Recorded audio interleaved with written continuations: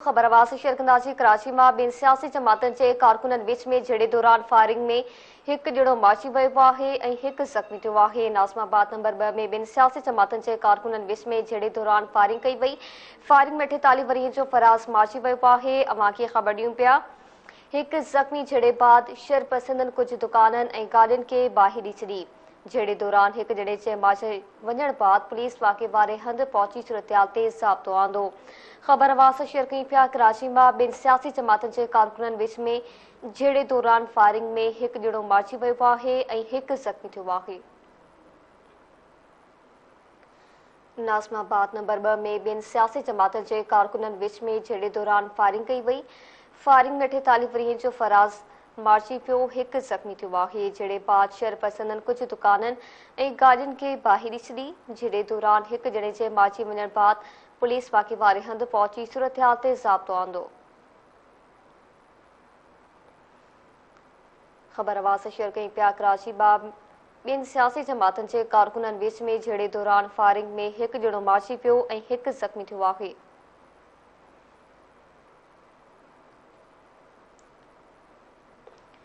Nazimabad number 2 में बिन सियासी जमातन के कारकुनन विच में झड़े दौरान फायरिंग कई वई।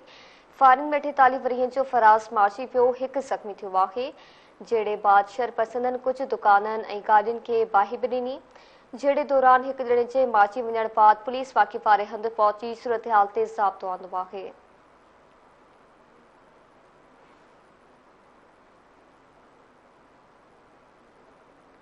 ख़बरवास शेयर कई पिया कराची में बिन सियासी जमातन के कारकुनन विच में झड़े दौरान फायरिंग में एक ॼणो माची पियो ऐं हिकु ज़ख़्मी थियो आहे।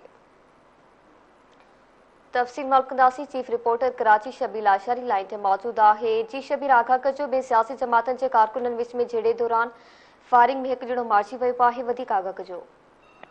जी बिल्कुल, कराची इलाके नाज़िमाबाद में जो है बिन सियासी पार्टियुनि के कारकुनन विच में झेड़ो थियो है। झेड़े दौरान फायरिंग भी थी है। उन सां गॾो गॾु लठियूं ऐं सिरोटा जेके आहिनि उहे बि लॻा आहिनि। जे नतीजे में एक सियासी पार्टी जो कारकुन जो है वो मारिजी वियो आहे।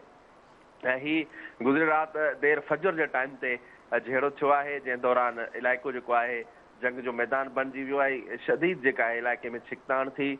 नतीजे तौर फायरिंग भी जेका है उहा बि थी आहे। एक कारकुन जो है मारिजी वियो आहे ऐं सियासी पार्टी के कारकुनन मच्छर जी बिन गाॾियुनि खे पिणु बाहियूं ॾेई छॾियूं ऐं इलाइक़े में छिकताण वारी सूरत आहे, जंहिंखां पोइ पुलिस जी नफ़री जेका है उहा तलब कई वई आहे। जी ठीक आहे, महिरबानी शबीर आगाह करण लाइ।